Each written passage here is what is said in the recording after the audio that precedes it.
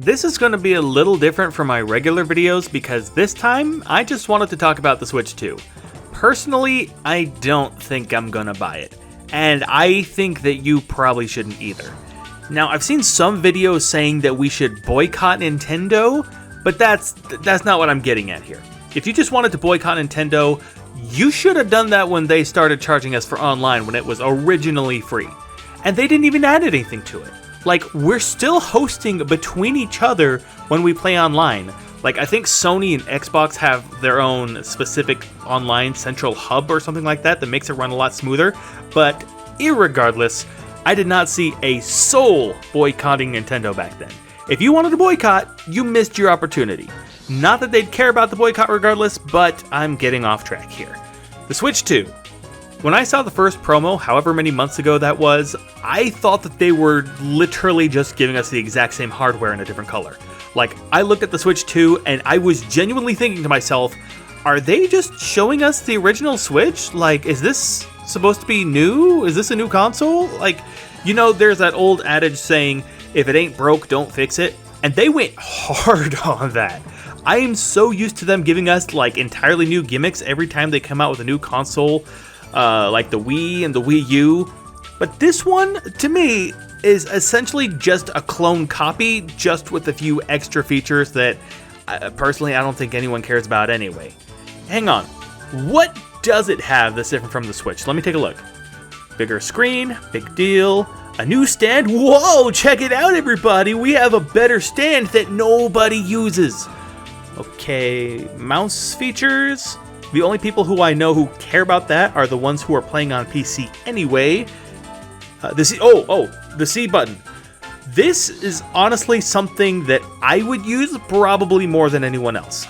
If I could talk to my friends through the game and see the screen they're looking at, I can't tell you how many times I'm playing something like Fortnite and we're like, someone's shooting at me. Where? Over here. And we just have no idea what the other person's talking about. Of course, that would require me to have friends who buy the Switch 2, and honestly, I don't think any of my friends are going to do that. They're casual gamers, and they're not going to buy a console that's $450 just for Mario Kart and Donkey Kong. So let's get to the price. I remember when I was a little kid, like a little kid, and Pokemon Stadium just came out.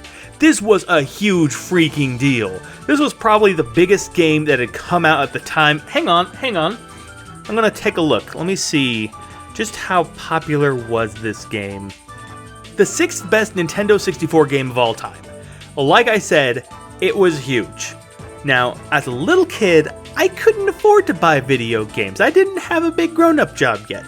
But my mom said that if I did a bunch of chores and saved up the money, I could pay half and then she'd pay half.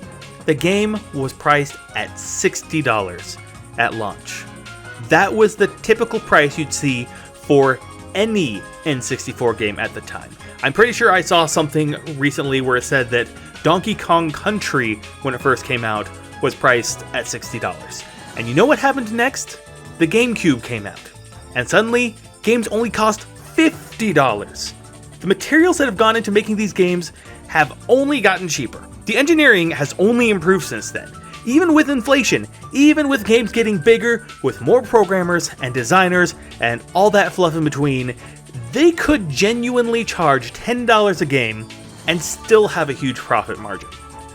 The Nintendo Switch only cost $300 at launch.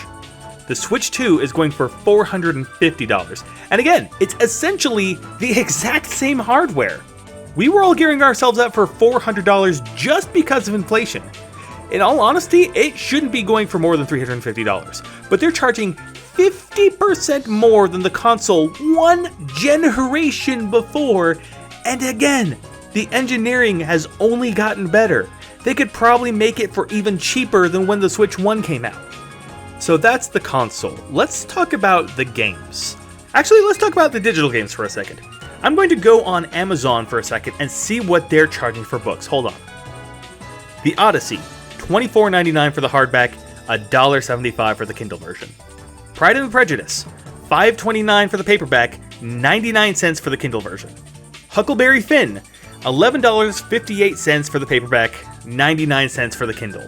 If I were to go to the eShop right now and look for Breath of the Wild, how much do you think it would cost on the eShop? In fact, you know what? Let me check. Let me go check right now.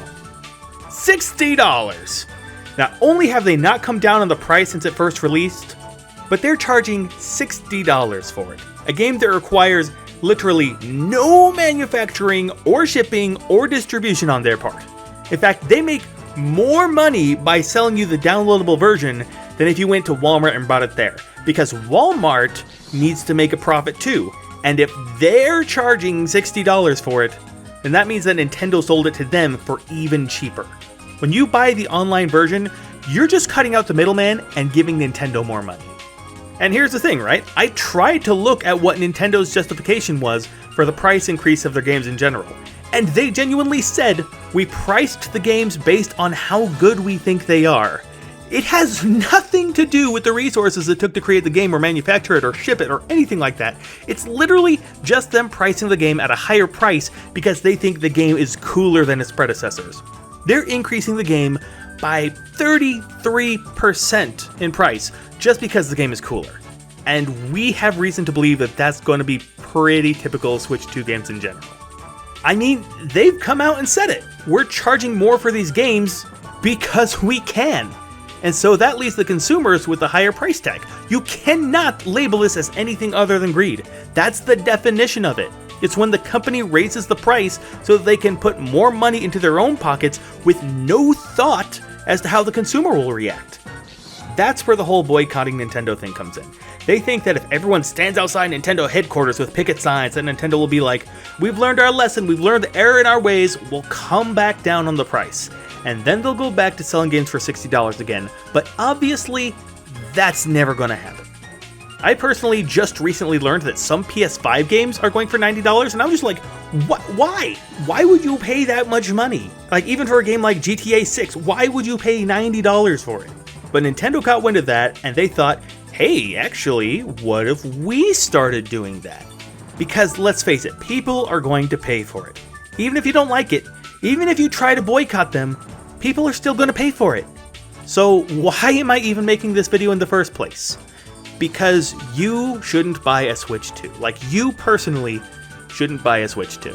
Nintendo is looking at this as a business decision, and quite honestly, you should be doing the same thing.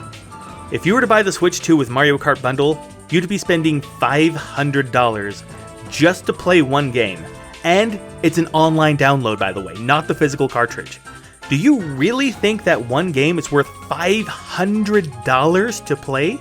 Do you really think that all the bells and whistles that come with the Switch 2 make the experience worth paying $450 for by itself?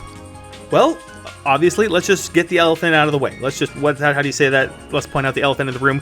You need the console if you want to buy new games.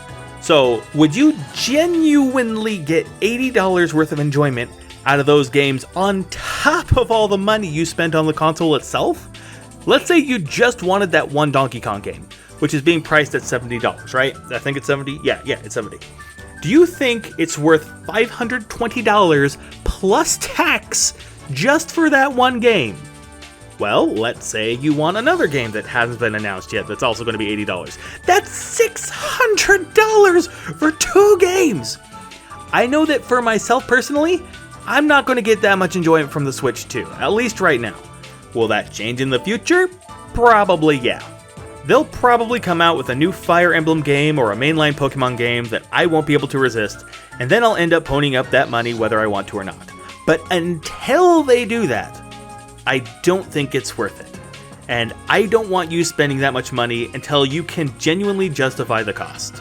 While I can say with some level of certainty that the price will never come down, I can say with absolute certainty that they're never going to charge any more for it. So you should have no problem with waiting until they come out with something that makes spending all that money worth it. In the meantime though, I think the only people who are actually going to buy it are content creators and people who fear missing out. But what do you think though? Do you think that you're going to buy it? Wait for a little while? Skip this generation entirely? Hit the like button and let me know.